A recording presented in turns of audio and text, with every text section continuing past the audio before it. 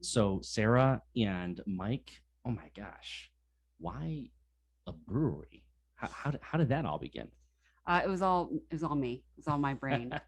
I when I graduated college, or when we graduated college at Penn State, we were driving cross country because we did not have jobs, and my mom said, "Come live out in California," and we figured why not. So we drove cross country, and we stopped at New Belgium before their huge expansion that they have now. And I was still like, I want to do this. This is what I want to do.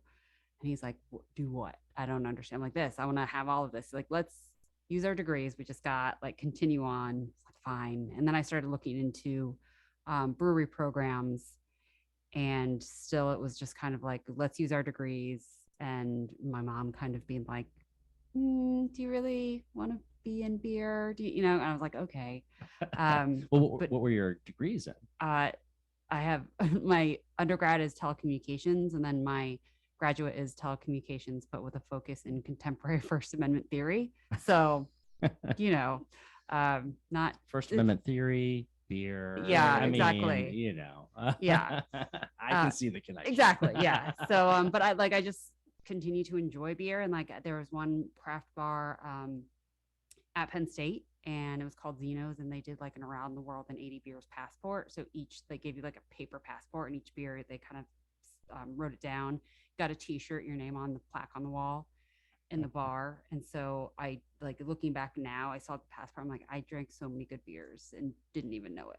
So And your name's still there on the plaque. yeah, my name's still on the Yeah. plaque. I was gonna say, Yeah. I mean, like that's got to be that's a goal for a lot of people is Yeah. to get either the name on the wall, name on a mug, have your Yeah. own mug at Exactly. a place, Yeah. that sort of thing. So congratulations. Thank you. I think what And was- I also got a shirt, like a T-shirt. I'm like, I barely wear it because I'm like, this is the most expensive T-shirt theoretically that I own for all the money that I spent on the beer. I think that was also at an interesting point. So we're dating ourselves now, but this is in like 2003, 2004, 2005 period.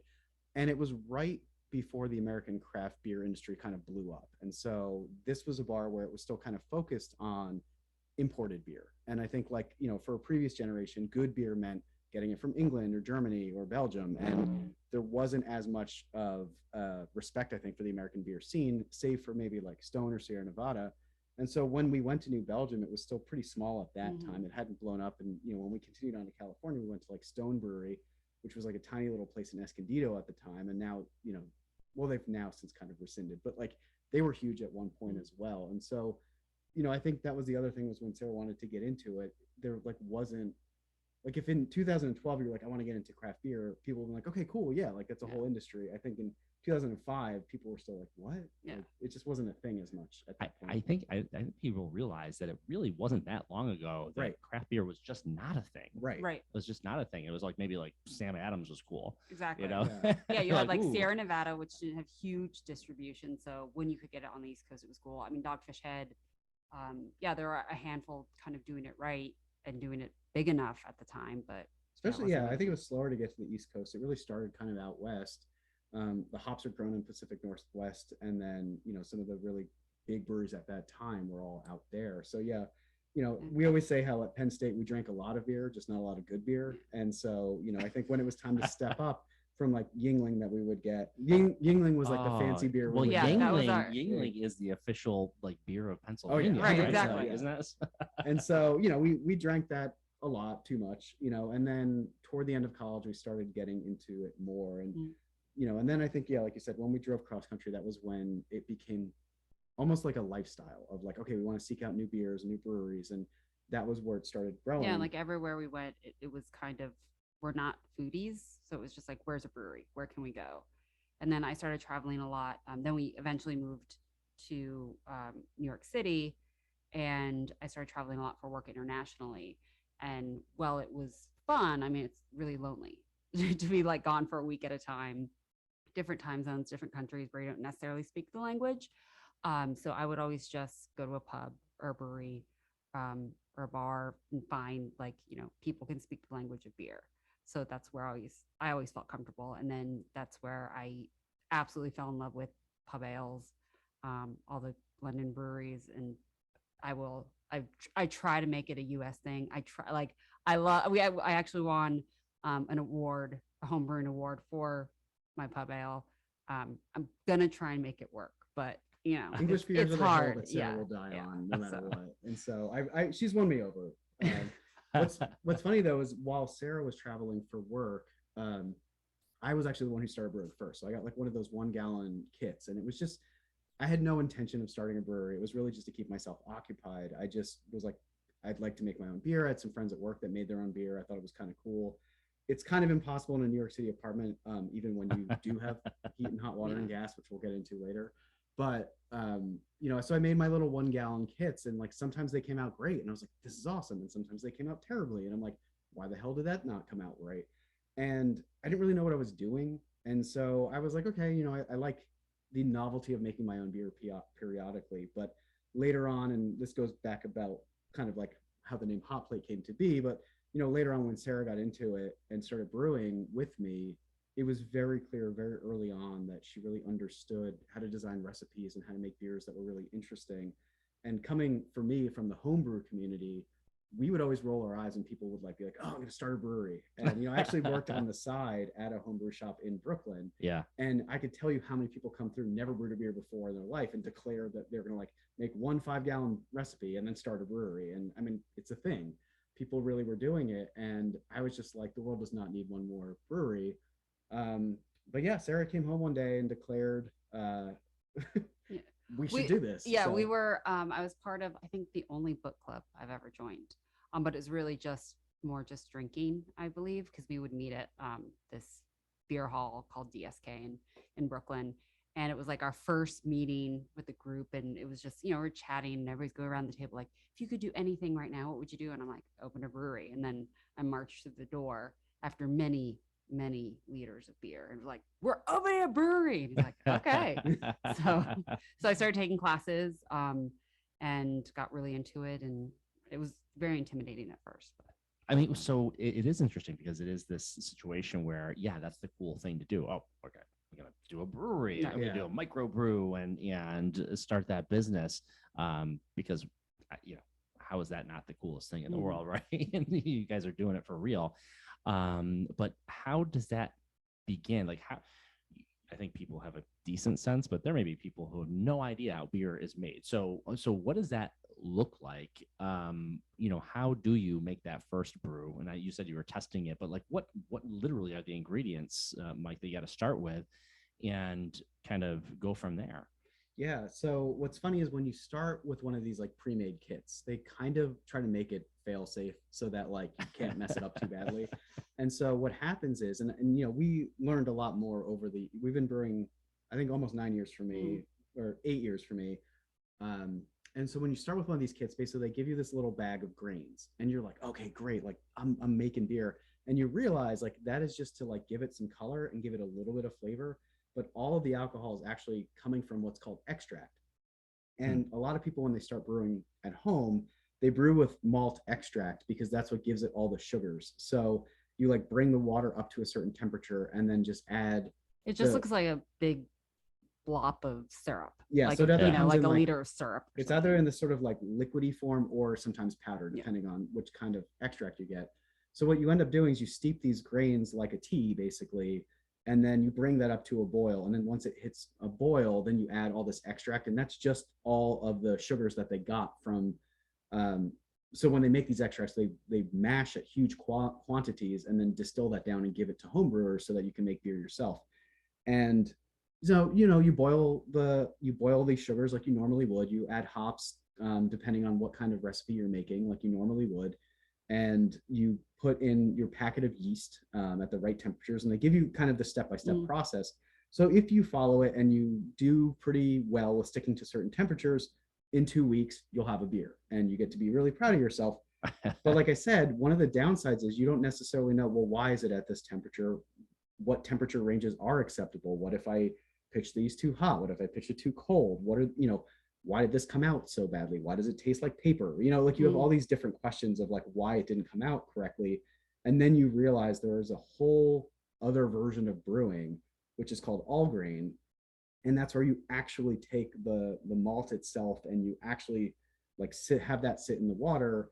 And I'll have the expert here kind of tell you more about that. Yeah. But I think that one of the things that we really wanted to do was get off of extract beers and start using all grain, because that's where you have more flexibility with your recipe design, and also they don't all look the same color. Because the other problem with extract is they're all like this, and it's a nice color, but it's like all that sort of coppery, and no matter what you make, it's like the same color. And I started getting really sensitive to how the malt tasted. So the extract would taste. So like, even though we were getting different types of extracts, it was still like, still tastes like the same beer to me. I can get a hint of whatever hop we added, but again, it was what we could do in a 600 square foot apartment. So that, not as much equipment as you go to a brew to bag or all grain, you have to get the equipment, and then soon you're living amongst beer equipment. So, and that's when you were in New York City. That's what we're talking about here. Okay. Because so okay. You started in college. Yeah. That's where you met. Mm-hmm. But let's backtrack a little bit. Sarah, let's start with you. Where are you from originally? So I was born in LA. And then my mom wanted to see trees. So we moved to New Hampshire when I was 8. There aren't any trees in LA. There are palm trees. There are palm trees. And so I grew up on the seacoast, and then went to live there till I went to Penn State. But my mom has since moved back to California, and she wonders why I don't visit. And I say, because you brought me to New Hampshire and I liked it. So, and there are no trees. Exactly. Definitely not now. In LA. And Mike, you're from Pennsylvania. Well, you're from New Jersey first. Yeah. So I was born in New Jersey, and then my family moved to Pennsylvania in the early 90s. My dad got a job out there that took us out there. And so, like Sarah, I kind of split time between, so I live in I have a very Italian family, lived in a very Italian American community. Then moving to central Pennsylvania was very sort of, Pennsylvania Dutch. Sure. And so, like Sarah, I think I've also kind of lived in two worlds as well, where, when I go back home to my family, it's one kind of culture. And then, living in Pennsylvania just taught me kind of a different way of living. Yeah. And so we are kind of chameleons, I think, in that way. And I think when we met, we understood what it was like to live among like kind of more waspy people, but having an ethnic difference. And so I think that's a way we bonded, even though we obviously have different ethnicities ourselves, Sarah being Mexican, me being Italian. I think it was like, we just understood what it felt like to both pass, but then sometimes have this ethnic difference. Like, for example, the first time Sarah ever came to a Thanksgiving at my family, that was when she realized that we make a lasagna as one of the dishes at Thanksgiving. And like, yeah, we would have like a full in the middle of the Thanksgiving dinner, you have a lasagna, and we only got a 20-minute nap in between. That was not enough. But they were like little quirks like that, and like Sarah's grandmother actually made these little. She would like take stuffing and put it in tortillas and like fry them up. They were deep delicious. Like, she didn't understand Thanksgiving, but like she also didn't understand Thanksgiving. So I think those were kind of the experiences when we got to know each other. We realized we sort of knew what it was like to navigate this world where you felt like a fish out of water. And I always loved being in Pennsylvania and seeing the Quakers on the side of the highway with their horses and buggies. I was like, wow, this is really a culture shock. Yes, because those people are real and they're actually doing that. It's not cosplay. The farmers market. You're like, oh no, they literally like churned this butter by hand, and it's delicious. Cosplay. I love it. So then this thing, what is it about a pub, Sarah? Because you talked about how that was sort of like almost like a safe haven for you, or something like that. When you were out and you were international, what were you doing during that time? So my day job is I'm in consumer insights. And so I was working for the international team at Nickelodeon. And so doing a lot of whether it is, product testing, like one trip, my whole bag was just baby clothes, because we had to go, I think it was Brazil, Paris, and London. And it was kind of a whirlwind tour. And like, I refuse to check my bag ever. I do not check bags. So whatever I could pack, like I need to have it in this bag. And so, but we had a ton of product, and we had issues one time with stuff getting stuck at customs. So like, you need to take all this with you. And I was like, okay. And then I guess I have like 2 outfits for myself, which is fine. But I was like, I just really did not want to get stopped and have to explain why like a grown woman without a child, traveling without a child, has a suitcase full of baby clothes. But so like to test the products and stuff like that. So it was a lot of And Have you ever like, thought of how you would explain that? no, I'm not good. I get verbal You vomit. would have I been get, like arrested. I or would have probably been something. arrested because it would have not been clear as to what I was doing, and that I did not abduct a child that I was trying to take with me somewhere. And so it was I'd be out like a week at a time, fly like an overnight Sunday, arrive usually in the office on a Monday morning after having slept on the plane, get right to work, and then kind of continue on into the morning hours to work kind of New York hours, because we were a really small team. And so my only break was kind of like between leaving or whatever our international office was in my hotel room. I'm like, I need food, but I also need a beer more. So it was just kind of that calming. I liked that you could just see people, that it was okay. The culture, especially because I spent the most time in London, the culture is like, yeah, you can have a pint with lunch. It's fine. You're not, it's low ABV. There's no looking down upon. And, in the US, it's like, ooh, I don't know. Let's see if the boss gets a drink at lunch. I'll get a drink at lunch. It's just like, it's fine, and people in that culture of just like, you go to have a couple drinks and then you go home and you can still put your kid to bed. You can still function and make dinner. Not to say that people don't go crazy. We all go a little crazy every once in a while, but it was just that like, it was part of the culture and it was okay. Yeah, that would be nice Yeah. to be able to just go out around and just around here, Yeah. and not to worry about, well, is the boss ordering a drink? Exactly. So looking at that, now, how did you end up in Pittsfield, Massachusetts? So that was kind of an interesting journey for us. We knew, once we made the decision that it was time to start the brewery, and in a lot of ways, I think COVID accelerated that for us. There was this period of time where we were driving around to different places and scoping out different areas. Originally, we thought we might end up in upstate New York. Our friends and us would go to the Catskills a lot to hang out. And we'd always kind of rent a house and spend time up there. And so we were more familiar with that area.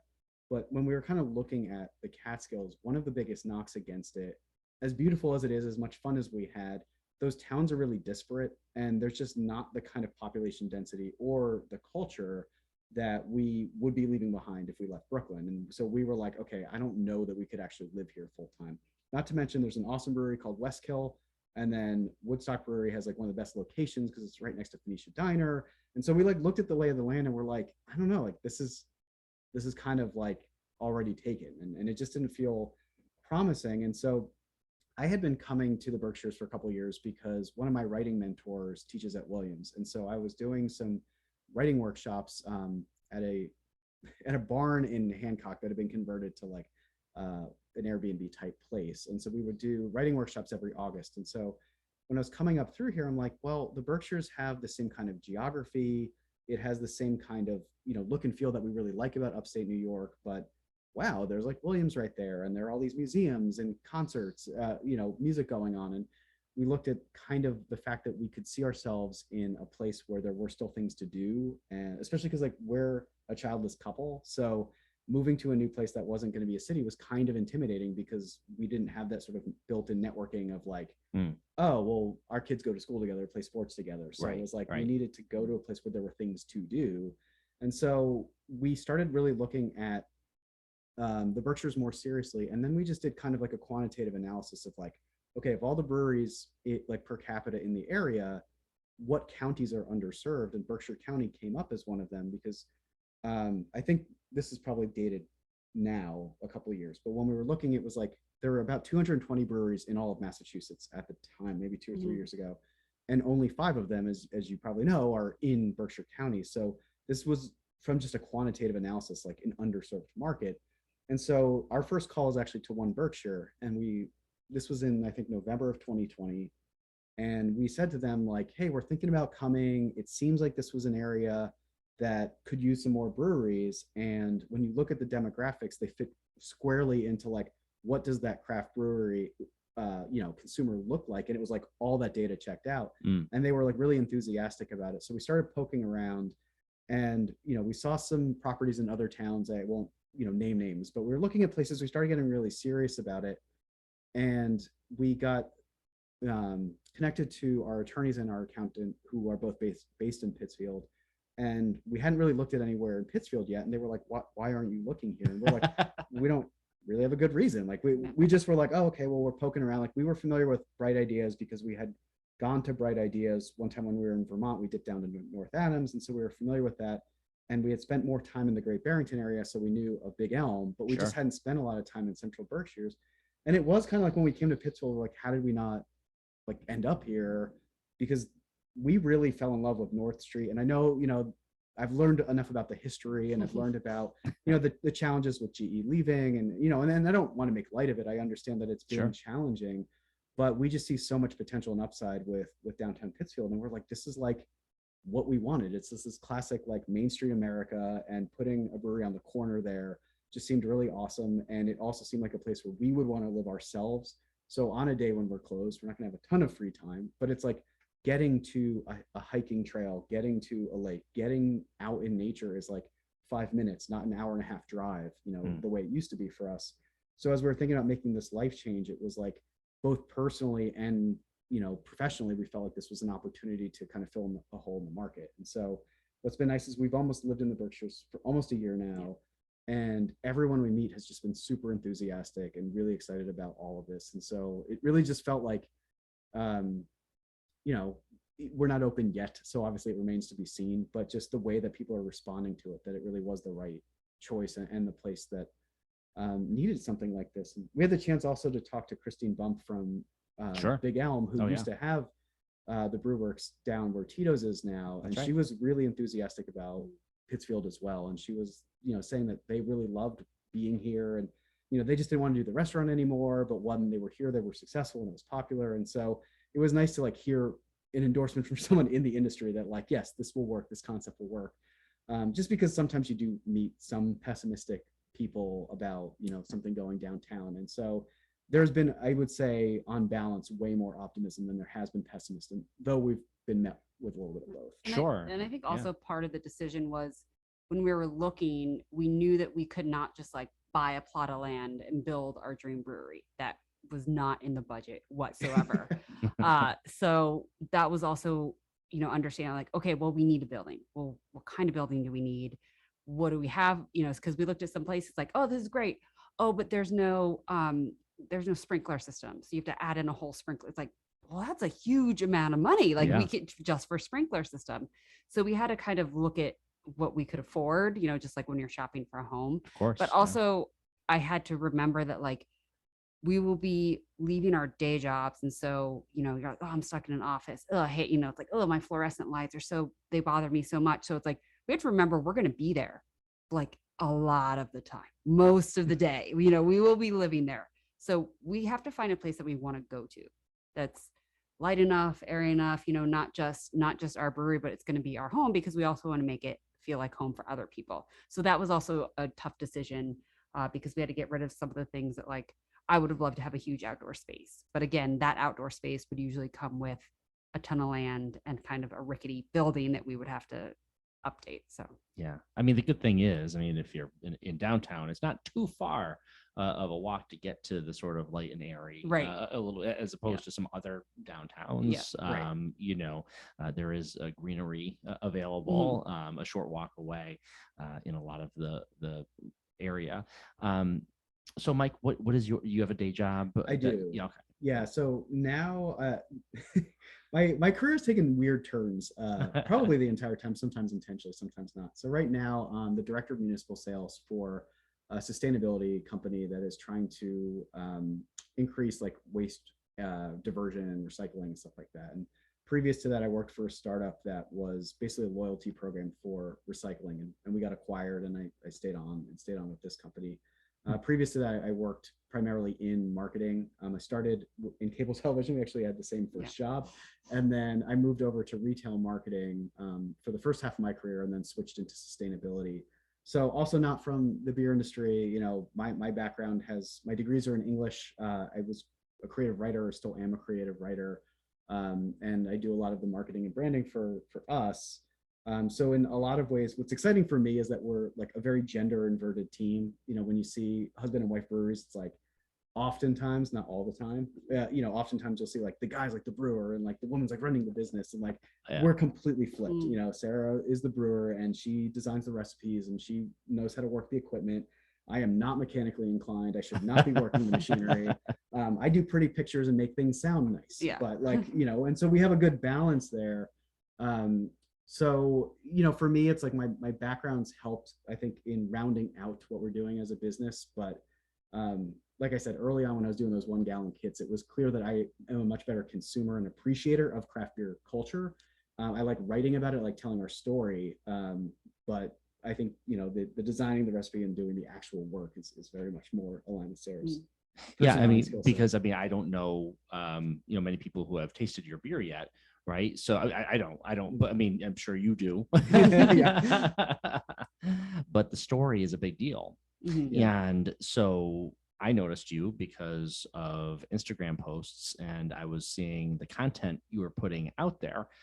So to your credit, both of you, I think, Sarah is usually in more of the videos as far as that goes. And Mike, I assume you're adding that content with your creativity and so forth, as far as that goes. But, take me into that process, because I think maybe people look at Instagram or Facebook or TikTok, what have you, and they don't necessarily see it as a necessity, but for you as a business, this is like, you got to post, and that's my assumption.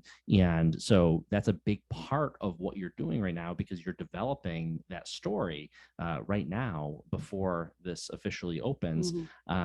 This is really a critical time for you. It really is. And, I think one of the things that is fun when I look back on all of this, so we'll get into why the name Hot Plate later, but this does touch into the origin story a little bit, because when we started getting serious about starting the brewery and we were brewing on a hot plate, I had this thought, and it wasn't like the day one, we started brewing on a hot plate, and we started like chasing this dream of starting a brewery. And we went to a festival called Beer Without Beards that was hosted by a craft beer magazine called Hop Culture. And the first one, I think, was in summer of 2018. And that was, the first time we saw how many women were actually in this industry, which was really exciting. And that was when we were like, oh, wow, there really could be a home. Sarah's like, there really could be a home for me. And so I had the thought then, let's start documenting this. Let's actually start like telling this story.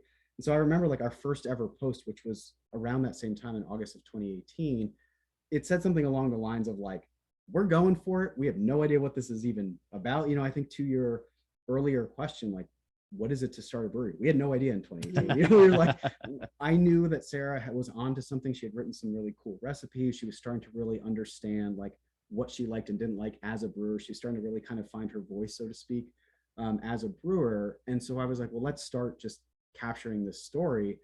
At that point, I don't even think we had any idea of like what kind of shape it would take or anything, but it just felt like we were doing something, I think, that felt unique, because we were told by so many different people, like, you can't brew on a hot plate, you really need a stove that like has like heat, and that like, because you want to get that direct flame to like really get a good boil going. And it just felt like this thing of like, well, let's take this lemon and turn it into lemonade. And if nothing else, like for me at the time, the company I was working for, that startup I mentioned, we were starting to lose a lot of clients. The recycling market was falling apart. And we had this apartment that had no heat and hot water. And so I was in a really bad headspace. And so for us, I think Hot Plate just was something to look forward to. And one of the things that we really love about craft beer, and I think we both believe this really strongly, is its ability to bring people together. And so what we used to do is we would make our beers on our little hot plate, we'd ferment them, and then we'd have all of our friends come over. This is obviously pre-COVID. We'd have all our friends come over for a tasting party.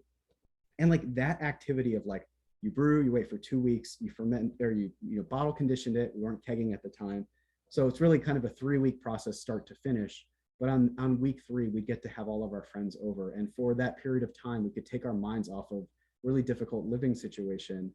And so I just started telling that story. And then, we would post regularly. It wasn't like now, like I have a whole content plan, and, we're posting very regularly, and I want to make sure that, we're following all the sort of best practices and expanding our reach, and, tracking engagement, doing all the things I used to do for my day job and hated it at the time.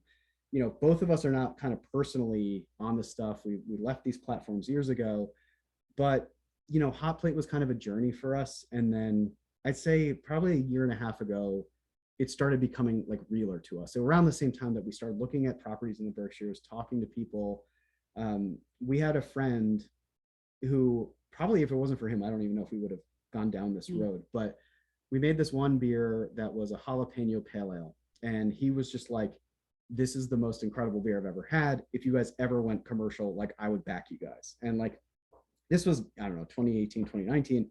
So it was kind of in the back of our head, but like we still weren't necessarily sold on any near term activity. But like little moments like that kept happening. Sarah made this one beer for a women's homebrew showcase in 2019. That was the first time she ever made her chamomile blonde ale. That is like kind of her signature recipe. And we were still kind of like unknowns in the home brewing scene. Sarah especially, like I was working at the store, so people kind of knew who I was, but people didn't really know who Sarah was. And so we're pouring it at this event, and Sarah actually couldn't be there because she was away for work. And people kept coming back to the table like, what is this? Who made this? Oh my God. And like that was the actual moment where I was like, okay, this is something. And then we switched gears, and it was less about like posting intermittently and just kind of like half complaining about having no heat and hot water and burning on a hot plate, and to like, okay, let's start really telling the story. Let's start documenting this journey. And then once we like really like moved up here, got ready to move up here and uprooted and did all of this stuff, then by that point I really understood like we're just getting followers that like randomly are DMing us being like, oh my God, this is so cool, I love following along. And it started to just kind of like build from there. And then I was just like, okay, I really have to treat this like a job, and I really have to do this. And yeah, one of the things that we're trying to do now is before we're open, just give that sense of like, you guys know us. When you look at all the other breweries in the area, a lot of them are people who are from this area who opened the brewery. We don't have that built-in social network of just like friends that we grew up with or friends that we hung out with. So we had to really introduce ourselves to Pittsfield and introduce ourselves to kind of the craft beer world in general. So in that way, social media has been helpful. I always had like this, like, I just hated social media for so long, and then now it's like been the thing that has helped, connect us with so many. It sounds like it's kind of like that icebreaker. It's kind of the that little connector that gets you to the next level. To some extent, as Mike was talking, I was thinking, Sarah, about I don't know if you ever watched Cheers.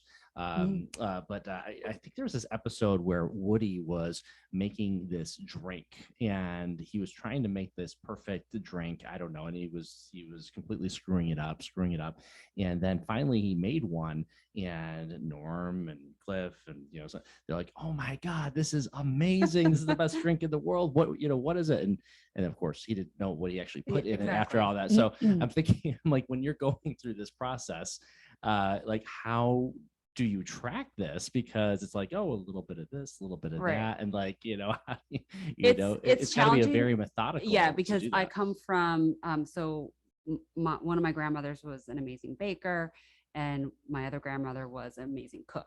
My grandmother could not bake. The baker could do a little cooking, but the cook could not bake to save her life. And so I would always try and learn from her, but she's been cooking. She was like one of 13 kids, I believe. And she was kind of in charge of a lot of the meals for the family. So I would always try and learn from her, but anybody who has a grandmother that has been, cooking for the majority of their life, it's like, oh, just a handful of that. And I'm like, well, I don't know what that means. Like, so how big of a hand? Yeah. Right? So I was What thinking, does that like, even mean? One time I was trying to watch her make tortillas, and she was, like a hand of this. And I'm just like, and my notes are, it was like half a cup ? So a lot of failures for me on the cooking front, but now I think I have it down. You're actually fantastic. But so when it comes to brewing, you have to start to understand the chemistry a little bit more of like, what does that mean when I add this? Like, does that change things? I'm not necessarily there yet of understanding all that. I don't think we'll ever be there, because there are just people who specialize in like just yeast or just hops. I wish I could know everything about everything, but I know I can't. So the biggest thing that I learned from day one was just taking notes. Like, you just have to take notes. And so what I do, it's funny because he's a creative person in life. I, live and breathe and excel. I like bullet point lists, all of that.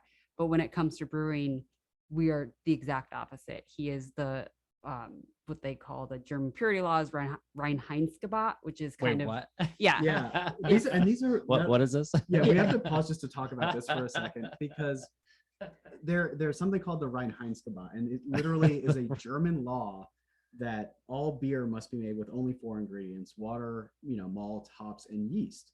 And what's funny is we actually were at the craft beer conference a couple weeks ago, and there was a panel where they were talking about non-alcoholic beer, and this German brewer or German scientist was up there, and someone was asking, like, are there preservatives you can add to non-alcoholic beer to make it more shelf stable and yada yada yada? And he's like, well, if I weren't a German, I could recommend stuff, but because of the Reinheitsgebot, we can only stick to these ingredients. I was like, wait, that's still, this was something that was created in like the early Renaissance. So I think it was like the 16th century that they codified this law. And, funnily enough, Sam Calagione, the founder of Dogfish Head, said that this was actually the first ever censorship, because he really felt like this was censoring to say, beer can only be these 4 ingredients. Whereas, I mean, what is the law? I mean, it's like was it actually a law at one point? Yeah, I think be a part of like the Brewers Guild or something. You had to actually adhere to this. So there was like a legal ramification about this that I believe still exists to this day.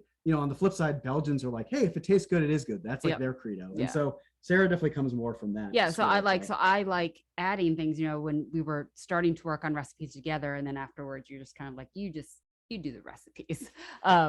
But it was like, hey, what do we add about this? Like the chamomile blonde ale. I love chamomile. I would drink chamomile tea with my grandmother. So I'm like, well, I like this. There was a milk and honey recipe that Greenpoint Brewery used to do. I don't think they do it anymore. And I was like, I love the way this tastes. Okay, what's in that? Oh, wouldn't it be cool if we added some chamomile? He's like, well, what do you mean? I'm like, well, let's just try it. We're on such small batches now. It's like, what's the worst? It doesn't taste good, or we'll just. How small is the batch? So right now we started with what, 1 gallon. Now when I started with 1 gallon, and then we were doing 2.5 for a long time when we were still brewing on a hot plate. We now do 5-gallon recipes. Yeah. So our system that we got, it will be 7 barrels. So there are 31 gallons in a barrel. So much more.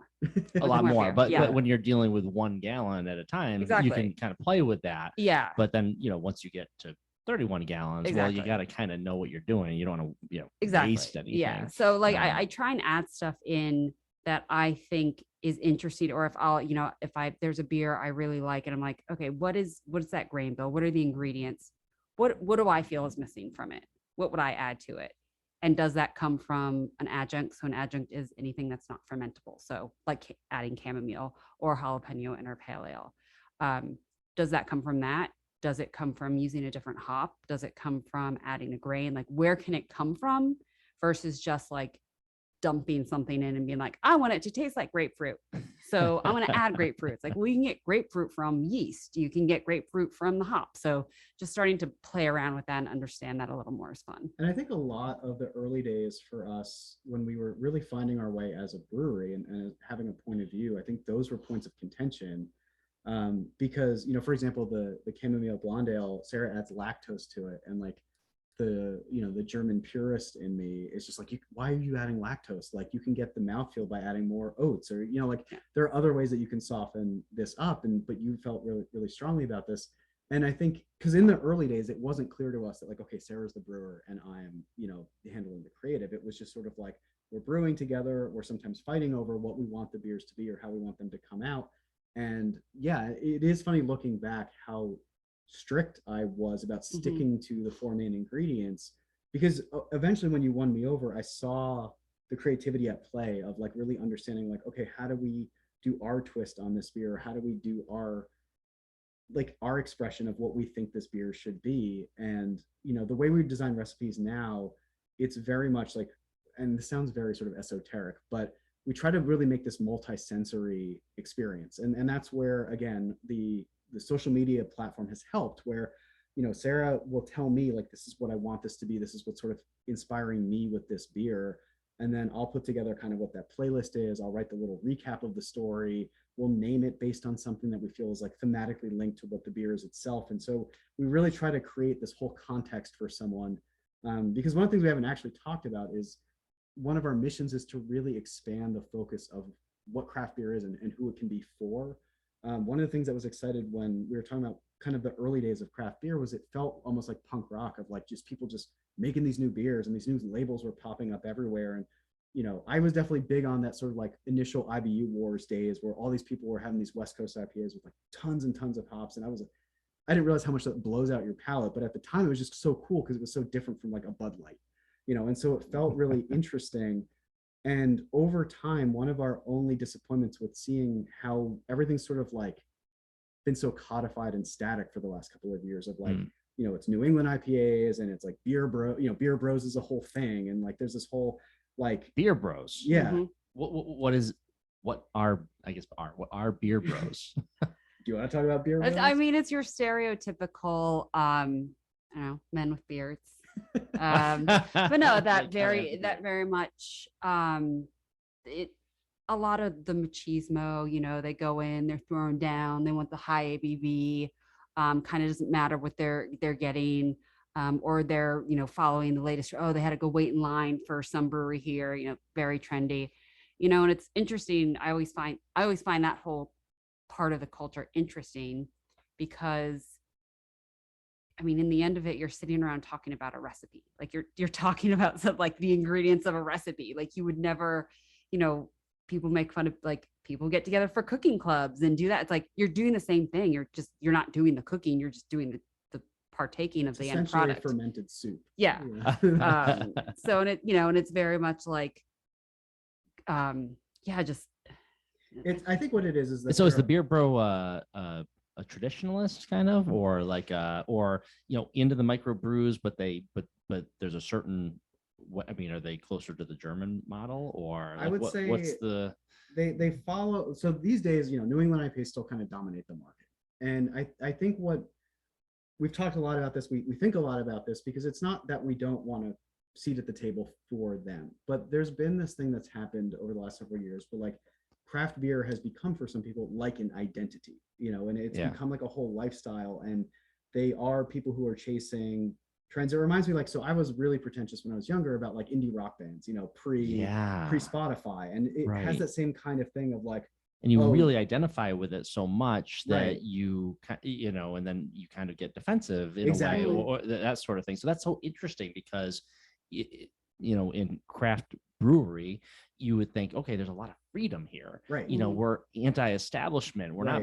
Budweiser or any of these big, massive companies that are just making this beer that's boring. We're doing something crazy and creative and different. And then you get into that, and then there's these little pockets of people who are into it, but then tells you a lot about psychology, right? And human nature. Right. It's like, the movie High Fidelity that, came out in the early 2000s. And, so it's all these guys that work at a record store. Yeah. And I remember, the one scene where someone comes in and says like, I want to buy, like, I Just Called to Say I Love You. And they like just torch this guy for like, coming and ask for this cheesy song. And I feel like that's in some ways what's happened, or that's at least our perception and our experience of what's happened in a lot of ways. And what happens is like, yes, everyone who loves it because they love beer. They love, you have people who can tell you what hops were used, consumers that like, really know the ingredients. They really follow this stuff well. And I think that passion's great, but that sort of exclusive nature of it, or that like looking down your nose, is something that we really want to try to combat somewhat, because that's what makes people like, women or people from marginalized communities feel like there's not also a seat at the table for them, because they're like, well, and that was, I think in a lot of ways, when you first wanted to break into the industry, you're like, well, it's all just dudes there. Yeah. So like, Well, the other thing is, that's why people are intimidated by wine, right? Because you have these asshole wine connoisseurs right. that like, if you like it, drink the wine. Right. Like, I don't care if it's a $12 bottle of wine or what have you, or it's made in California instead of somewhere else, or what have you.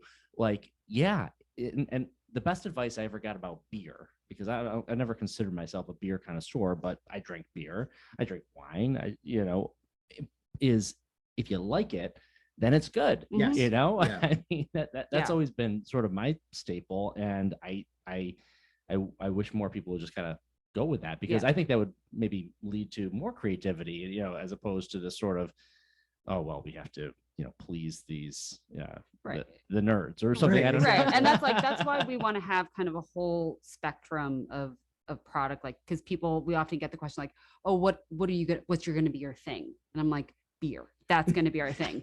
So we just want to make really good, affordable classics, like a cream ale, just something that's tangible. Then kind of, the middle group of beers will be whatever is popular, because we obviously want to serve people, we do want to make money. Yeah, exactly. Yeah. So we're not, it's not a charity brewery. So we do need to pay the bills. Yeah. And then, but making our own style within that. Sure. And then kind of, the third group of beers is more of the seasonal or experimental stuff, that I like to play in that space. But we want to have something for everyone, and we understand not everyone can have beer, not everybody likes beer. So we are playing around with non-alcoholic. We're going to have, not our own cider, but we will have cider and wine, so that we can kind of make it a little more exclusive, and obviously non-alcoholic, like regular beverages.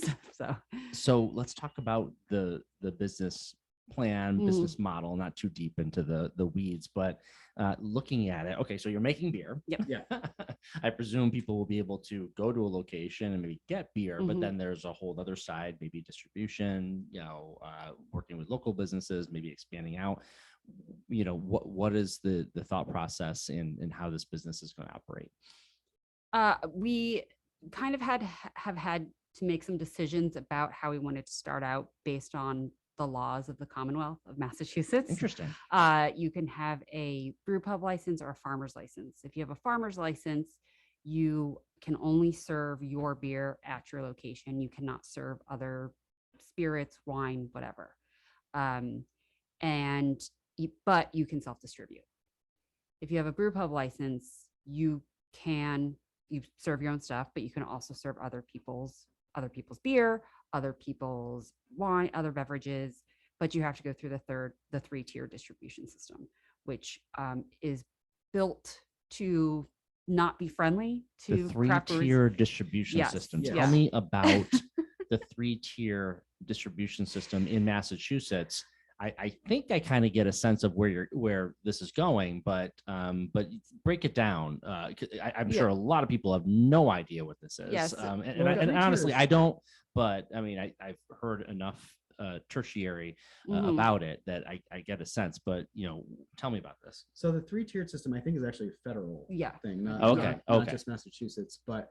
So the Massachusetts distinction is that, like, they have their own rules of what a farmer's brewer's license is versus a pub brewery. I see. And so the 3-tiered system was actually designed to try to combat monopolies. And so what they wanted to do originally is, like, the producers, i.e. like the breweries, make the beer, they sell it to a wholesaler, and then the wholesaler is responsible to sell it to the retailers, whether that's a bottle shop or package store, as they're called around here, or a restaurant, grocery or bar. store. Yeah. So wherever it's sold, there's that intermediary. So you can't, in that way, you can't take your product and then sell directly to stores, or other restaurants or pubs. Yep. There has to be a third party involved. And, yes, and that's when you have the pub. And they take a large chunk, and the contracts are extremely challenging to get out of. There are a lot of local brewers guilds. By the way, it must be really great to be that third party in the middle, because you're always just make a shitload of money. Yep. But there are a lot of local brewers guilds that are trying to get the laws changed down in DC and lobby down there, because it hurts small businesses around everywhere. So with the farmer's license,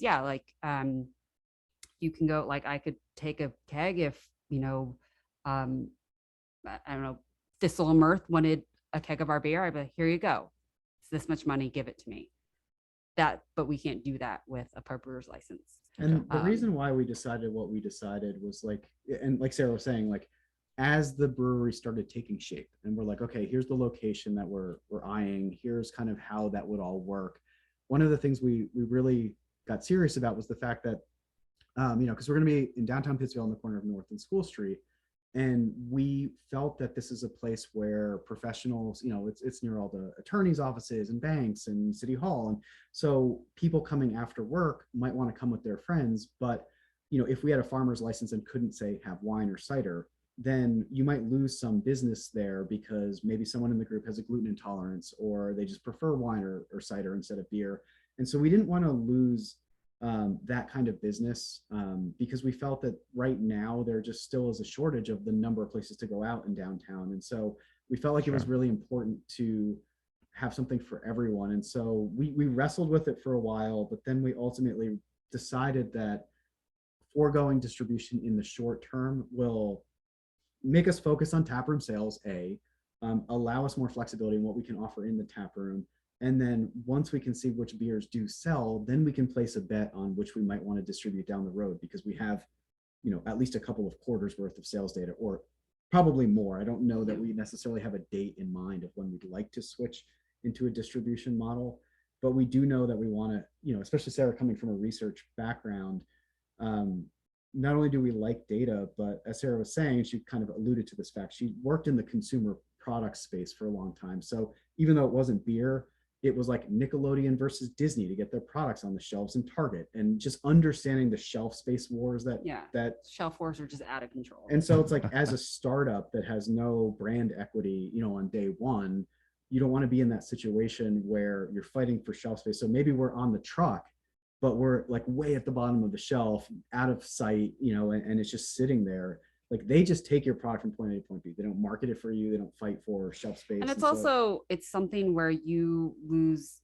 that quality control as soon as it leaves. You don't have, especially if you're with a big distribution company, your small account, they don't care. They don't care if they leave your keg out in the sun. They don't care if they roll it around and shake it up. It does not matter. And so I am a control freak. So that's part of it. But I don't want someone to, if we are, the bottom rung of this distribution ladder, to have someone to have our beer be like, oh, this is gross, where it could have been left out in the sun. The lines could be infected at the bar or at the restaurant, or, it's why you should just never have a drink at a stadium, because they just never clean the line. That's, not a draft beer. Yeah, not a draft beer. Yeah. Bottles, cans, okay. But, it's just, you don't. In the line, you're talking about when people are pouring from like a keg. Yeah. There's a line that. There's a line. And there are a lot of ways that, once I started learning more about what are called off flavors, or infections in beer, now when I taste a beer coming out of an infected line, so it just hasn't been cleaned regularly, it just tastes like college to me. Cause I'm like, oh, that's every beer in college was infected. Cause why would you clean a line if you're selling $1 pitchers of Ice House? Like, you just wouldn't do that.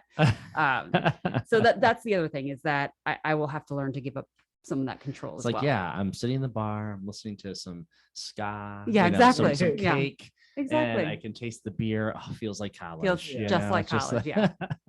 You do get a headache from some of the different things that can infect a line. So I blame all of my hangovers on infected lines, and none of it from overindulgence. No. Well, you can blame whatever you want. You know more than most as far as that goes. So so that's really interesting. Approaching it again, Massachusetts has that another designation, the agricultural thing. I think we're teaching a lot of people about the beer industry right now. Yeah. And also with farmers license in the state of New York, they actually have thresholds you have to meet now.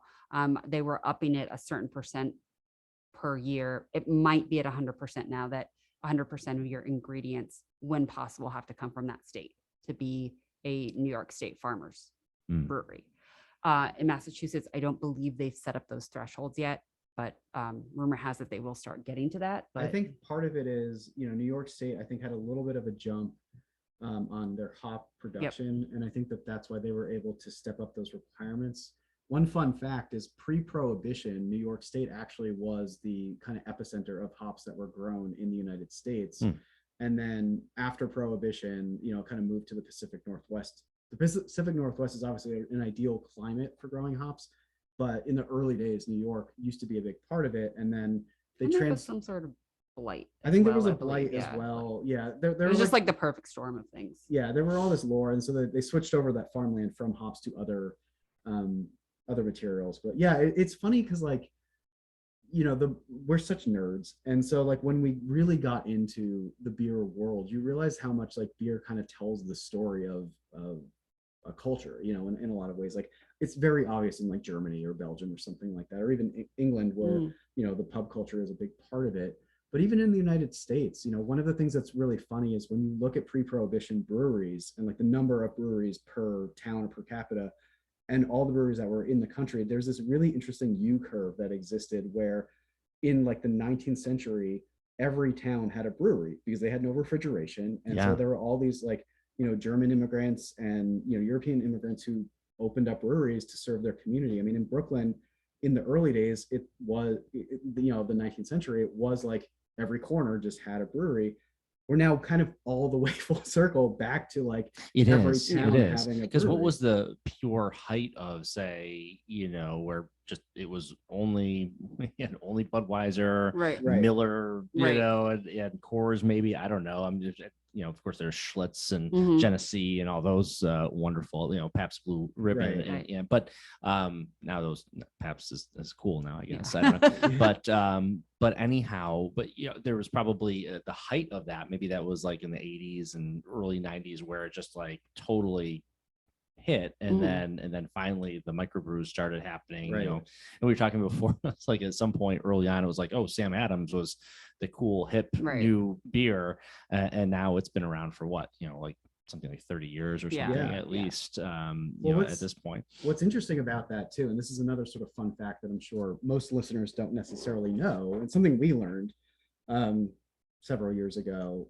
in 1978 or 79. So under the Carter administration, he actually legalized homebrewing. So a weird thing happened after Prohibition where like they rolled back a lot of the things from the Volstead Act and everything else. And I'm probably misquoting that, but they legalized like winemaking, they legalized, craft, or not craft, but they legalized breweries again, winemakers. So all alcohol production is back in action. But there had been an outlaw of homebrewing that was still on the books until 1979.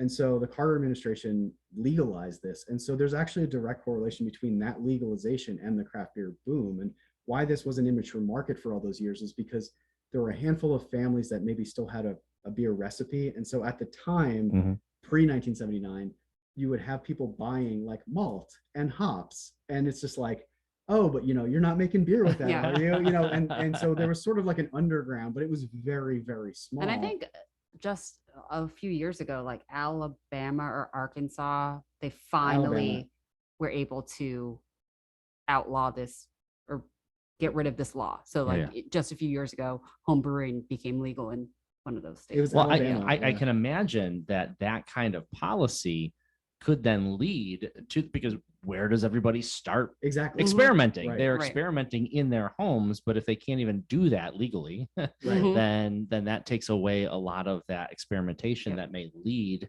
to some inspiration and so on and so forth. In the same way that you two started your process.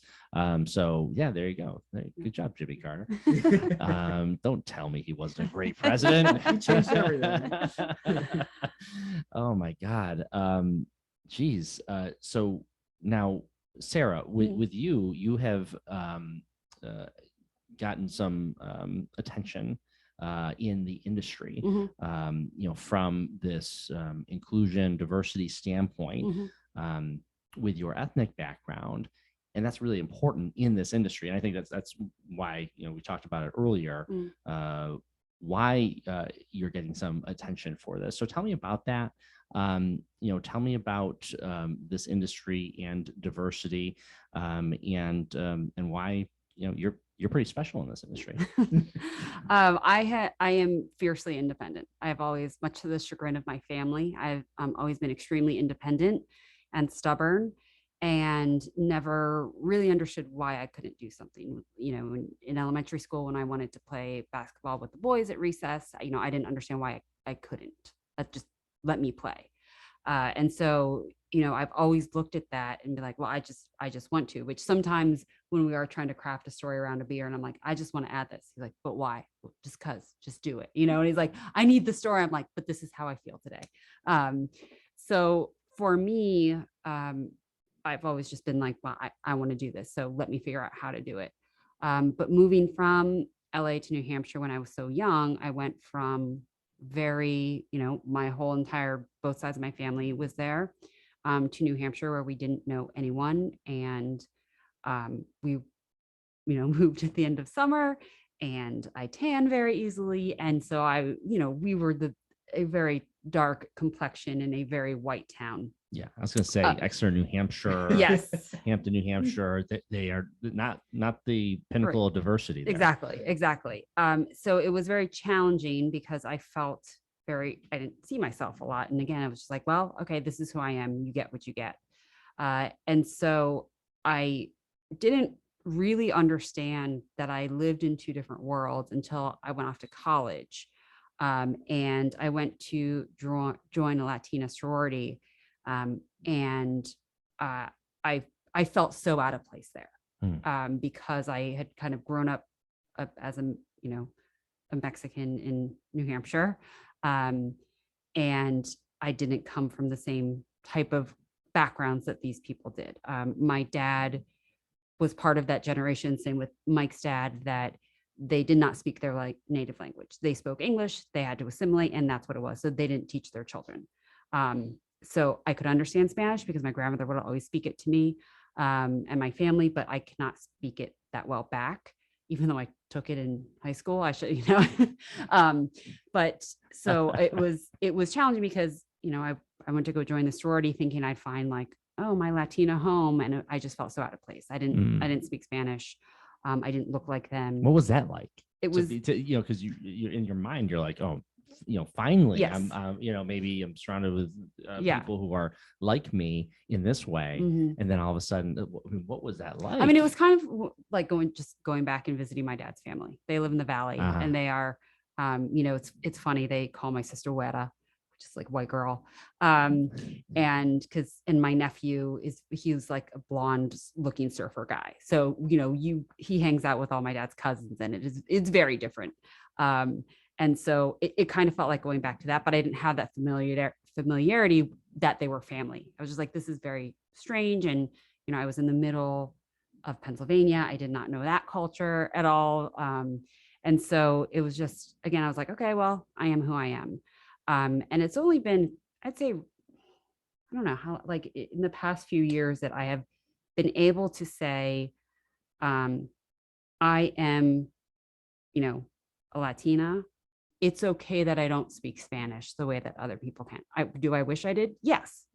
Do I have Duolingo on my phone and I tap into it sometimes? Yes.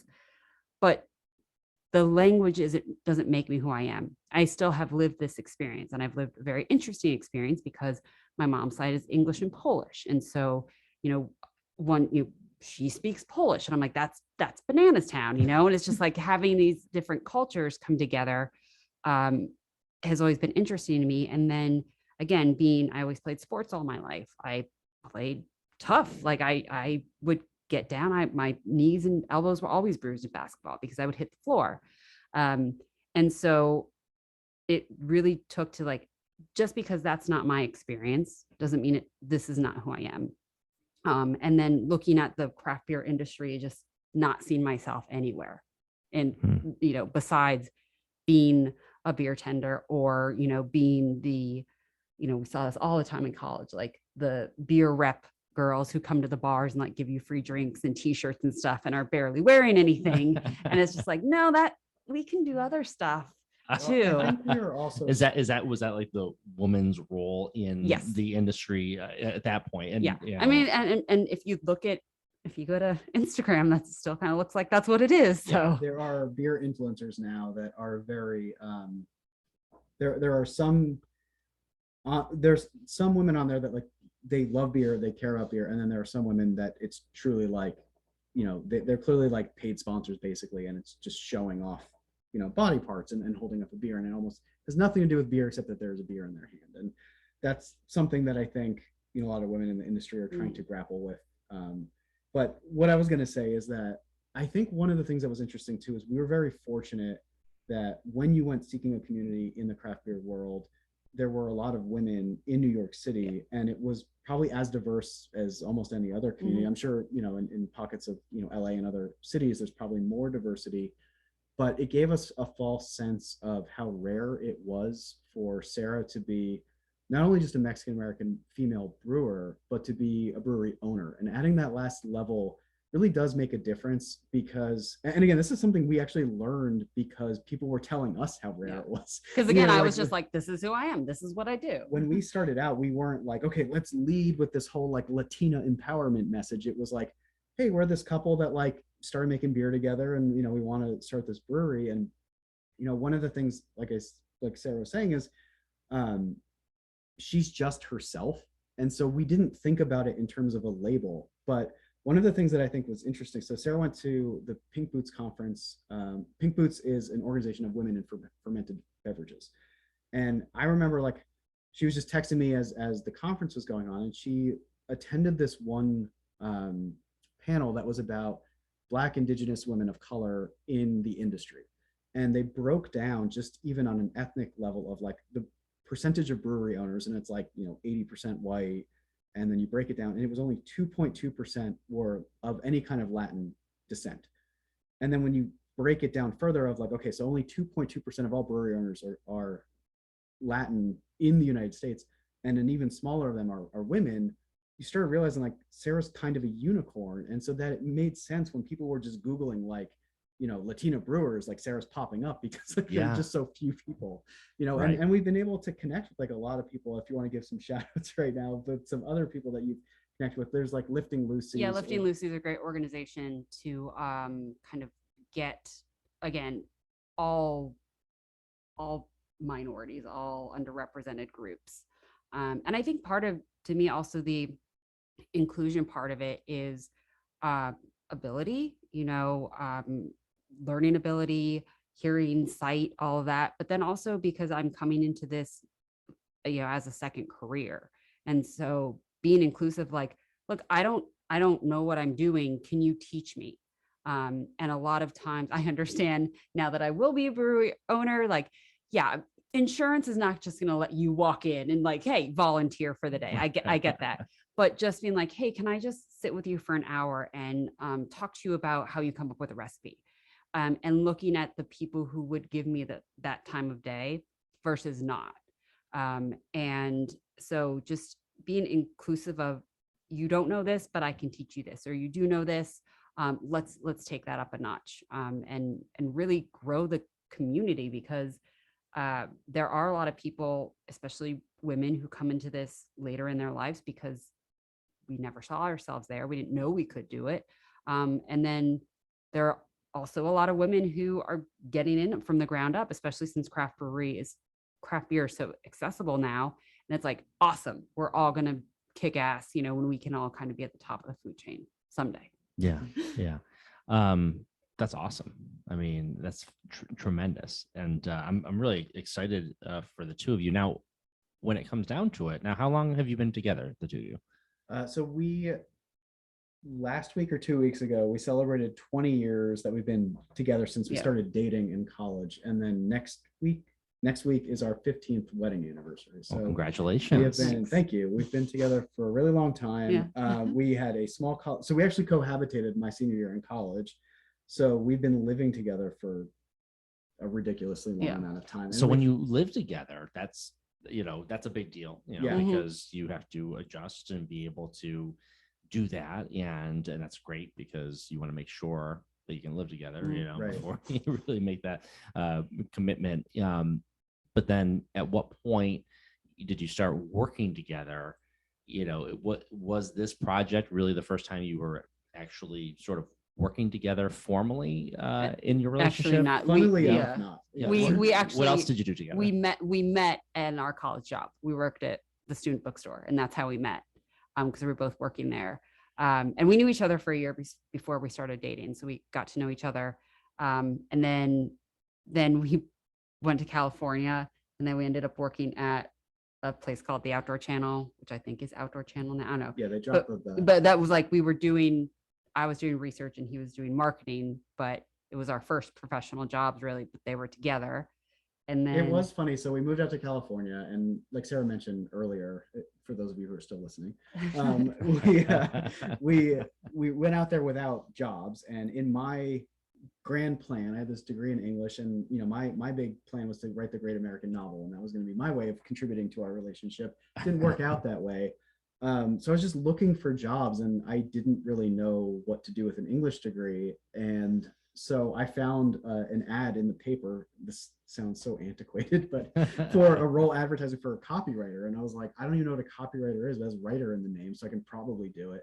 So I went down there and got interviewed, and I didn't have a marketing background. I was like a straight up literary nerd, but I came from Pennsylvania, and suddenly like I'd never hunted and fished in my life, but I didn't necessarily cop to that. I was like, oh yeah, I'm from Central Pennsylvania. Like I know this culture, I know these people, and like they were all in Southern California, so they were like, sure, I don't know. Like, they didn't understand kind of their own clientele. Fake it till you make it. But Yeah. then again, you know what? It's kind of like assimilation. Yeah. You do pick up a lot of the stuff that you probably don't even realize just Mhm. by Oh, being 100%, around yeah. it. What my favorite story about that is the first year we lived in Knowledge by Pennsylvania. osmosis Yes. or something like that. The first year we lived in Pennsylvania when I was a kid, the Monday after Thanksgiving is a holiday. I didn't know why it was a holiday. It's the first day of buck season. So schools are shut down so families can go out and hunt. It's like a hunting holiday. And so I definitely dropped that in my interview of like, oh yeah, we got Mondays off for buck season. Like I didn't have to say that I didn't go hunting. Like hired. Yeah, exactly. So it was funny. So I got the job, and then Sarah's like, oh, I wonder if they like have any research positions, or like I wonder if they're Yeah, they hiring for did, anything yeah. else. And I'm like, I don't even know if there's a research department. Turns out there was, and turns out Sarah got the job there. Yeah. And so so that's how we got our first jobs. Yeah, And but then- I think for this, like because we do work really well together in kind of whatever we do, but the biggest challenge of us kind of being like, okay, we're going to be coworkers again, is because we have been together so long, we kind of have started. I mean, like when we're 80, we're going to sound insane because we kind of have our own language now. Or we can like read cues or stuff. So there's a lot of nonverbal, like, oh, can you get the thing? And it was like, oh yeah, got it. And like, Yeah. it's just like, so we are trying to, I mean, when we start talking, if we're just like driving or just sitting on the couch watching basketball, we'll start talking like, oh no, okay, we need to have a business meeting. Like let's make an agenda.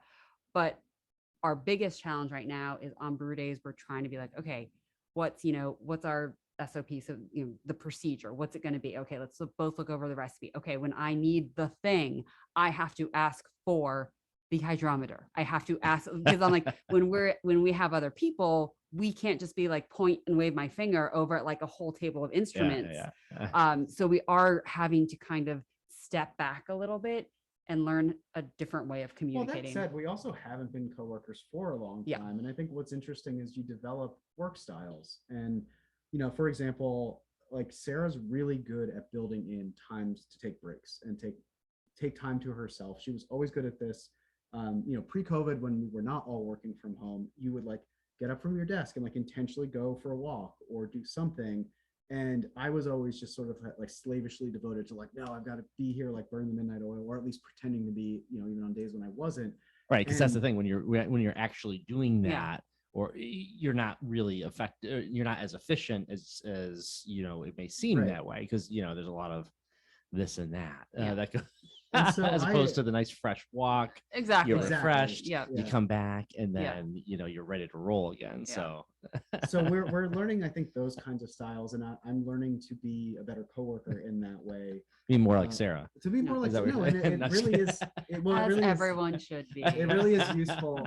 I had my thesis advisor describe me once as a mouse that hasn't been fed enough cheese, and that's how I go through my life. But you burn yourself out that way, and I burn myself out very often. And I'm trying to limit the sort of boom bust cycles and learn that it's okay to take breaks. And I think, what's hard is like this is our side hustle still, and so Yeah. the temptation Yes. is every waking second needs to be dedicated to hot plate. And Sarah's reminding me like, no, like give yourself a break. Like if you were your own employee, you'd say like, hey, why don't you like cool Mhm. it for a day? And so we're doing things now, like Sarah said, of like being a little bit more formal of like, okay, let's actually sit down and talk about these three things for the business. And then also conversely, like, okay, today we're just going for a hike, and that's it. And we're just going for a hike. And so Yeah. Though we're- we did go on a hike Saturday and all we did was talk about hot plate for 2.5 hours. So it's hard. It is hard. I mean, But it's, I'm a lot nicer when you're out on a Yes, hike. exactly. I'm terrible at To it do because that. like Sarah will be like, okay, let's not talk about work. And I'll be like, okay, absolutely. And then like 1 second Yeah. later, I'll like start talking about work. And Yeah. so like we're still learning to try to have that division. And it's going to be tough, I think, in the early days because you know, it'll be our life. So we have always been such risk averse people, and now we're taking like this huge risk. And so my way of dealing with that anxiety is just, you know, trying to work 24 hours a day to try to like mitigate as much risk as possible. But like, Right, because I'm saying, you know, while this may seem risky to you, I would sense that the way that you're doing it reduces the risk, because I'm sure you're covering more bases than maybe some other people who aren't as risk averse. You know what I'm saying? So it's like it's risky, but like when you're risk averse, you're kind of like, wow, wait a minute, like I'm thinking of every possible thing that could go wrong. So have I you could been imagine reading my diary? Yeah. you know, and yeah, then the other thing is, you know, beginning to those processes that happen, you know, non-verbally or what have you, but you know, between the two of you. Yeah, I mean, you know, from a perspective of scaling, and scaling for you right now may mean, well, you may bring an employee at some point. So, you know, beginning to formalize some of those things, you know, that's where a good writer can, you know, help out with that and make that all happen. But it's just fun, you know. I mean, and of course it's business, you know, it's you know, it's a big deal. But you know, if it's your side gig, you gotta love it, and clearly that comes through. And that was one of the first things that I saw on your Instagram post, was just this big love for what you're doing. You can see it just permeates every video you do, and everything. It's a lot of fun, and I think you're doing content here in the Berkshires that I don't think many people are doing content like this. So it certainly draws attention, and you know, both of you have great marketing minds, and so it does shine through. So where are you in the process now? I mean, you know, not to go into like permitting and all that stuff, but you know, how close do you think you are to possibly getting started out there? So we are. I'll start by saying we're hopeful to still be open like early to mid fall of this year. We think we're a couple weeks away from probably breaking ground. There are a couple of hoops from a sort of financing and legal thing that we just have to finalize. Everything's kind of trending in the right direction. We've gotten really good support from the city in a various variety of forms, really. They have helped us with economic incentives to come. They've connected. So Mayor Tyre has her whole red carpet team. And so they've connected us with people who will eventually help us with the permitting and stuff like that. So we've already met and started the conversation with certain people. So we're probably a couple weeks away from some of that activity getting underway. Once we do have the signed lease, we can register with the TTB, which is the Trade Tobacco Bureau, which is an offshoot of like what I think the ATF was, but they're the people anyway that let's not go through another nerdy thing. But like, so the what? Yeah, exactly. So they're the ones who are responsible for your licensing, because they're the ones you pay your taxes to. And so once you get that federal license, then you can get the state license, and then you get your local permits. So all of that activity will be underway in the coming weeks. Our equipment is at least in production right now. We actually got a note from our manufacturer, who is a US based manufacturer, that we were able to jump the queue a little bit. I think there was some other brewery like had some kind of issue or something like that. So they were using the steel that they were allocating for that brewery to make our stuff. So it's actually underway, which is fairly exciting. And yeah, in the meantime, you know, one of the things we've been doing since we came here was trying to do these different pop-up events. So we're going to be out in the community at different things. We're making beers for a friend's wedding. We're doing fundraisers. We're going to be at Third Thursday in June. So we're doing kind of different things to just keep giving samples away, getting our name out, you know, trying to stay on people's radar. And yeah, so the hope is that, you know, maybe September, October, we're not sure. You know, I'm always optimistic. You know, I was saying summer, and it's like summer is not going to happen. So, like, so I don't know. Sarah's definitely more disciplined about not giving dates, but but it seems like. But it's one of those, you know, with so many supply chain issues and all these things. It's like, no, we're not like going into like an old house and ripping up the walls, but there are unforeseen things that we will never know. So we can say October now. Hopefully that stands. If not, you know, we'll see. And that space, it seems to me, it's a very open visually.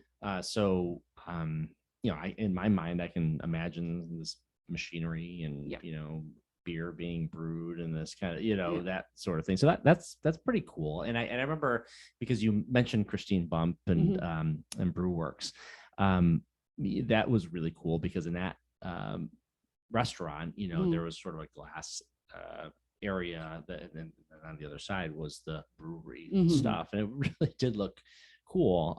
So I can imagine that visual. You know, people may not realize how important that is, but I think that's a really powerful thing if it's a big visible thing on North Street. Yeah, I think that's going to be fun. You know, because one of the things, the way that it's laid out, and it was kind of intentional for that reason, like you're going to be able to, from the street, see Sarah Brewing, which I think is going to be fun on days where someone's just walking by and, you know, we see a friend, you know, go by and just give them a wave as we're like, you know, in the middle of raining out or something like that. And one of the things that was really important for us and why we loved that building specifically was how bright and airy it is. We really want to make sure it's a safe space. And, you know, one of the things that we've learned a lot about as we've tried to make it more inclusive is that part of why, of the multitude of reasons why some people feel unsafe in brewery spaces, part of it is a lot of the sort of dark or industrial feel, not just breweries, but bars as well, that feels maybe unsafe for, say, a single woman who wants to just go grab a drink. So we wanted it to be brighter. We wanted it to be more open. We wanted it to feel more gender neutral. And that started all the way back of when we were doing the logo development. I hired an art director that I was working with and talked about our need to be more colorful, be more gender neutral, don't be, you know, just to stand out and to show that we're something different. And so that really came through. We're working with the Allegroni design team for the actual brewery design and taproom design. And they did such a great job of bringing our brand alive in 3 dimensions. And like, we're going to have some kind of like cool paint on the walls and bring in our color palette and, you know, just create these kind of fun and novel spaces that I think are going to be obviously recognizably a brewery, but it will feel, I think, a little bit more energetic and fun. And so, you know, the lighting was a big part of that. Having those big windows was a big part of that. And, you know, just the fact that it's transparent is almost like metaphorically saying like, hey, come in, you're a part of this, you know, be a part of this. So, so we were really drawn to that building. And a fun fact is one time when we were visiting downtown Pittsfield, we were taking our dog for a walk on North Street, and no joke, she literally like stopped in front of this building, and it wasn't even on our radar yet. We didn't know it was available. And we just jokingly was like, oh, is this hot plate? And and she's like 95% blind, so I think she just stopped for a smell. She didn't know. But we love saying that she picked that out dog the space. has some good intuition right there. Come on, the sixth sense. Exactly. She definitely perhaps. Yeah. No, but I think it's exciting, and you know, I think that every time I get stressed out about the undertaking, I just picture what it will be like when we see people walking by, not even necessarily coming in, but just the fact that it's going to feel very communal, that like, you know, when we see people going to City Hall, people going to the police station, whatever, and just walking by on their daily morning, or, you know, the attorneys walking around the corner to their office and just being able to like give someone a wave and just feel like that neighborhood, that neighborhood spot, you know. It is. And people do like seeing the process. And I think a lot of people love going into Chocolate Springs and seeing Joshua Needleman in there making the chocolate. And so this is a similar case. And remember, was it like Busch Gardens or whatever? You get to see the talking about the big industrial stuff, but people just like watching this stuff happen, the process. So there it is. So if they get a glimpse of that, and then I mean, on North Street, you know, people walk by, you see Stephen Valenti, he's standing in front of his desk there, and it makes you want to come in and say hi, you know. And then you see Mike at his graphic place over there, you know, and so that's the great thing, is that North Street is very personal in a lot of ways. You know those owners, and they're right behind that door, and you can usually see them. So so being a part of that, and then adding to a space that's pretty much been vacant for a very long time is really awesome for downtown Pittsfield, because I just don't think that the right business came along up until now. So I'm excited about that. So I hope it all goes through the way that that you're hoping that it will. So do For sure. So did we miss anything? I think the one thing we did talk around a little bit, so I'll just do the big reveal of the name itself. So in 2013, we moved into a condo that was a new construction, and we had some delays of getting the certificate of occupancy for the whole building at the time, because it kept failing these inspections, and then miraculously it passed. And so we were like, okay, great, moved into this condo. About a month or two in, our boiler like stopped working one night, and it was like super cold, and this is heading into the holiday season. And we were like, okay, that's weird. So we got a plumber to come in. They were able to kind of like fix it a little bit. And so we're like, okay, that was weird. And then it broke again, February, March of the following year. And they were like, oh, I think you should replace it. Like the machine itself had been a recalled machine. And so each unit in the building had these tankless hot water things. So we replaced it, bit the bullet, paid this cost. A couple years later, we had a knock on our door, and it's a member, like an inspector from the New York City Department of Buildings. And it's like a Saturday morning, so we're both home, and I answered the door, and they're like, hey, can I look at your boiler? And I'm like, sure.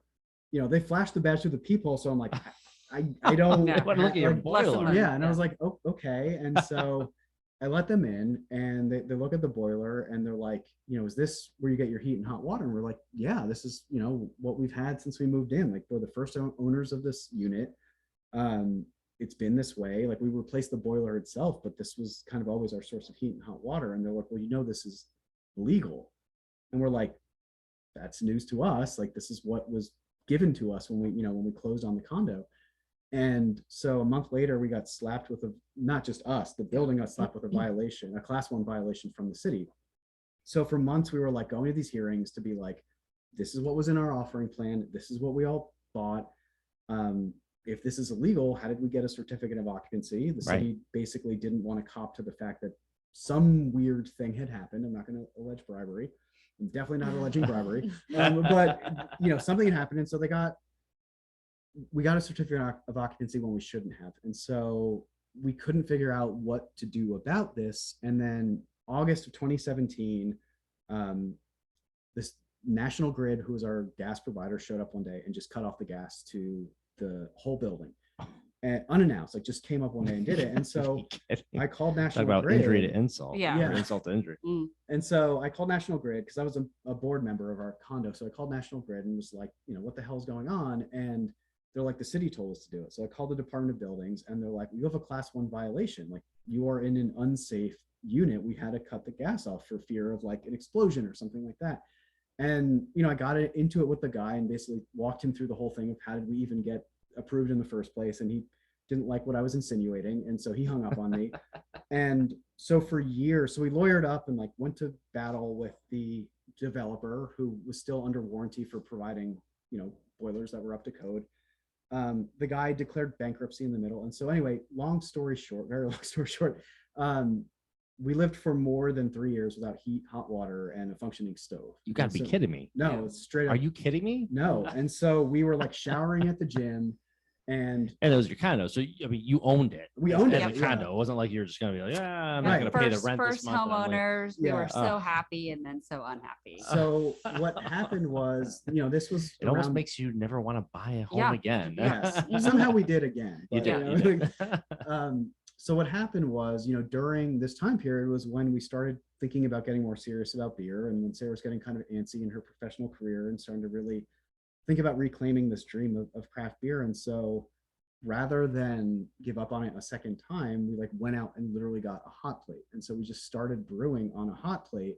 And like I had said earlier about, the tasting parties we're having, bringing people together, this whole act of brewing on a hot plate, getting emotional telling the story, like the whole act of going through this process of like having this to look forward to and bringing people together was literally, this is not hyperbole, the only thing we had to look forward to during this time period. And so when we realized like we really do want to go professional, we really do want to make this a thing, we want to call this Hot Plate Brewing Company. And I remember like the guru who had like taught us how to brew better beer, he was like, wait, because like our Instagram handle has always been at Hot Plate Beer. He's like, well, what are you guys going to call yourself? You can't call yourself Hot Plate. We're like, no, we're calling ourselves Hot Plate. We're like, this is like an icon of resiliency. And so, so that was the story there. And that was kind of when we tried to take kind of like the worst thing that had happened to us and turn it around and try to make something happen out of it. And so we got very, very fortunate that during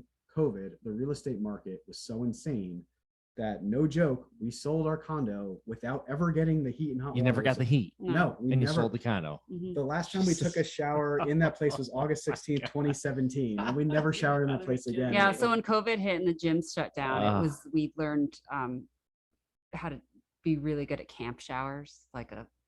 It was, we got this this little like battery powered hose essentially that we would put in a garbage can and like put hot water in it to like that we had to heat up with a kettle. It was a whole production. So, I mean, like March and April of 2020 was insane because we're sheltering in place.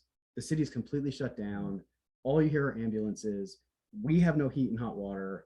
And it was just like, when there was sort of a moment where it was like, it's time. It was like, that was the moment. Like this, like we cannot go back to our lives. The universe was shouting. At like, you, honestly, it was like, if there's your ever a sign from God, it is this moment right now. And that was, I think, when we rolled up our sleeves and we're like, okay, let's figure it out. Let's figure out what we have to do.